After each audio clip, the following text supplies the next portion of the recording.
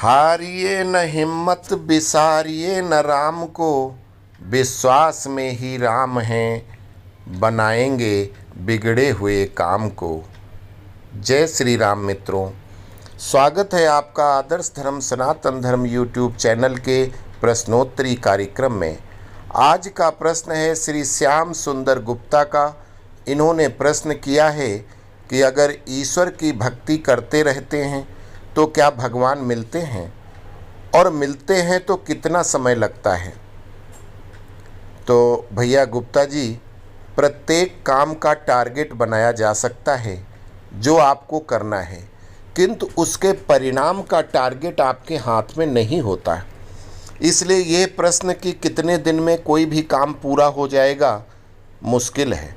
और यहाँ तो ईश्वर की बात है, मिलने को ईश्वर तो किसी भी समय, किसी भी जगह, किसी भी रूप में आपको हमेशा ही मिलते रहते हैं।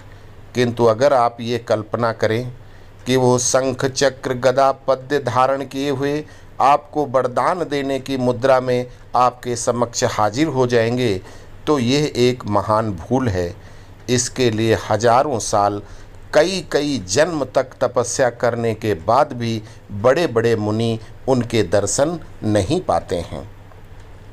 बाबा तुलसीदास ने लिखा है कि जन्म जन्म मुनि जतन कराही, अंतराम मुख आवत नाही।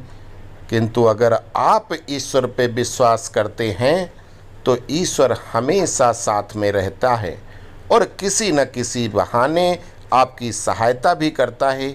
इसके लिए आपको एक सुंदर कथा किंतु सत्य घटना के उदाहरण के साथ समझाने का प्रयास करता हूँ।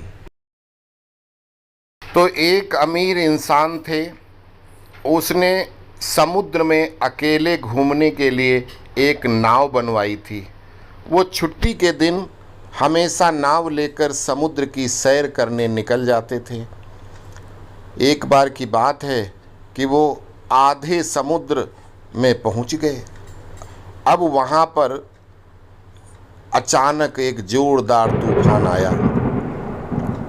उनकी नाव पूरी तरह से तहस नहस हो गई, लेकिन वो लाइफ जैकेट की मदद से समुद्र में कूद गए और जब तूफान शांत हुआ तो वो तैरते तैरते तैरते तैरते एक टापू पर पहुँचे, लेकिन वहाँ भी कोई नहीं था। टापू के चारों ओर समुद्र के अलावा कुछ भी नज़र नहीं आ रहा था। उस आदमी ने सोचा कि जब मैंने पूरी जिंदगी में किसी का भी बुरा नहीं किया तो मेरे साथ ऐसा क्यों हुआ।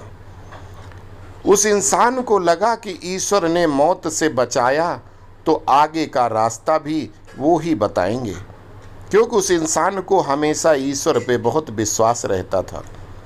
धीरे धीरे वो वहाँ पर उगे झाड़ फल पत्ते खाकर दिन बिताने लगा।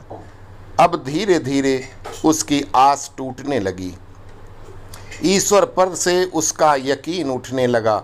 फिर उसने सोचा कि अब पूरी जिंदगी यही इसी टापू पर ही बितानी है, तो क्यों न एक झोपड़ी बना लूं। फिर उसने झाड़ की डालियों और पत्तों से एक छोटी सी झोपड़ी बनाई। उसने मन ही मन कहा कि आज से झोपड़ी में सोने को मिलेगा, आज से बाहर नहीं सोना पड़ेगा। रात हुई ही थी कि अचानक मौसम बदला, बिजलियां जोर जोर से कड़कने लगीं। तभी अचानक एक बिजली उस झोपड़ी पर आ गिरी और झोपड़ी धधकते हुए जलने लगी। यह देखकर वो इंसान टूट गया।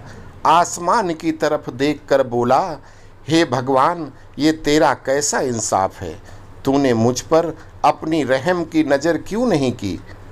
फिर वो इंसान हताश होकर सर पर हाथ रखकर रो रहा था कि अचानक एक नाव टापू के पास आई। नाव से उतरकर दो आदमी बाहर आए और बोले कि हम तुम्हें बचाने आए हैं। दूर से इस वीरान टापू में जलता हुआ झोपड़ा देखा तो लगा कि कोई उस टापू पर मुसीबत में है। अगर तुम अपनी झोपड़ी नहीं जलाते तो हमें पता ही नहीं चलता कि टापू पर कोई है। उस आदमी की आंखों से अनवरत आंसू झरने लगे। उसने ईश्वर से माफ़ी मांगी और बोला कि हे भगवान, मुझे क्या पता था कि तूने मुझे बचाने के लिए ही मेरी झोपड़ी जलाई थी। यकीनन हे भगवान, आप अपने भक्तों का हमेशा ख्याल रखते हो। आप मेरे सब्र का इम्तहान ले रहे थे, लेकिन मैं उसमें फेल हो गया। मुझे माफ़ कर दो प्रभु। वो ईश्वर अपने भक्तों से दूर नहीं है। उसे सब पता है कि अपने भक्तों को कब और कैसे क्या देना है। अपनी रहमतों की बरसात तो वो हर पल हर घड़ी 24 घंटे करते ही रहते हैं। बस कमी है तो हमारे विश्वास की। हमारा विश्वास ही है जो डगमगा जाता है। जब एक सांसारिक पिता ही अपने बच्चे को दुख तकलीफ़ों में नहीं देख सकता, तो जिस पिता ने उस सृष्टि की रचना की है, वो भला भगवान, वो प्रभु, वो परमात्मा, वो श्री राम अपने बच्चों के बीच में मझधार में कैसे छोड़ सकता है, तकलीफ़ में कैसे छोड़ सकता है। दिन चाहे सुख के हों या दुख के, प्रभु अपने भक्तों के साथ हमेशा रहते हैं। तो इसीलिए हम यही कह सकते हैं, हारिए न हिम्मत, बिसारिए न राम को। अस्तु। जय श्री राम।